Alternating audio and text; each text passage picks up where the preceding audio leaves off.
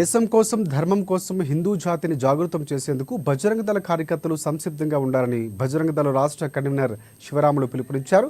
పెద్దపల్లి జిల్లా గోదావరి ఖని కోదండ రామాలయంలో బజరంగ దళ త్రిశూల దీక్షలో ఆయన పాల్గొన్నారు.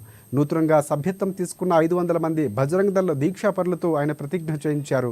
కోదండ రామాలయం నుంచి ప్రారంభమైన శౌర్య యాత్ర పట్టణ వీధుల గుండా శోభాయమానంగా సాగింది.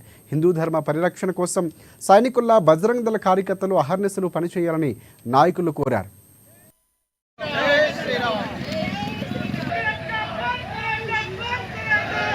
త్రిశూల్ దీక్ష కార్యక్రమం మరియు శౌర్య యాత్ర కార్యక్రమం నిర్వహించడం జరిగింది. ఈ కార్యక్రమంతో పారిశ్రామిక ప్రాంతంలోని 500 మంది యువతని ఈ రోజున బజరంగ దళలో కండువాలు గప్పి ఆహ్వానిస్తూ త్రిశూల్ ఇచ్చి దేశం కోసం ధర్మం కోసం పనిచేయాలి, తుది శ్వాస వరకు కూడా సైనికుని వలె పనిచేయాలని ఈ రోజున సంకల్పం తీసుకోవడం జరిగింది. వారందరితో విశ్వ హిందూ పరిషత్ బజరంగ దళ్ దేశంలో జాతి వ్యతిరేక శక్తులకి భారతదేశానికి వ్యతిరేకించే వ్యతిరేక శక్తులకి హెచ్చరిక చేస్తా ఉన్నాం. ఈ కార్యక్రమం ద్వారా దేశ అంతర్భాగంలో ఈ దేశాన్ని నాశనం చేయాలని ఈ దేశంలో కుట్రలు పన్నుతూ కుట్రలకు తెరదీస్తున్న మత శక్తులన్నిటికీ విశ్వ హిందూ పరిషత్ బజరంగ దళ్ ఈ రోజున హెచ్చరిస్తా ఉన్నది. వేలాది మంది యువత హిందుత్వం వైపు ఆలోచన చేస్తా ఉన్నారు. హిందుత్వ కార్యకర్తలుగా అట్టరిందులుగా తయారైతూ ఈ దేశాన్ని రక్షించుకోవడం కోసం ముందుకొస్తా ఉన్నారు. కోసమే ఈ రోజున గోదావరి ఖని పారిశ్రామిక ప్రాంతంలో 500 మంది కార్యకర్తల్ని బజరంగ దళ్ త్రిశూల్ దీక్ష పేరుతో ఈ రోజున సన్నద్ధం చేయడం జరిగింది. భారతదేశంలో ఈ దేశంలో ఉంటూ పరాయి దేశాలకు తులుగా వ్యవహరిస్తున్న ఎవరినైనా బజరంగ దళ్ వ్యతిరేకిస్తుంది. ఈ దేశాన్ని స్వాగతించే వారిని మాత్రమే ఈ దేశంలో స్వాగతిస్తుందని తెలియజేస్తూ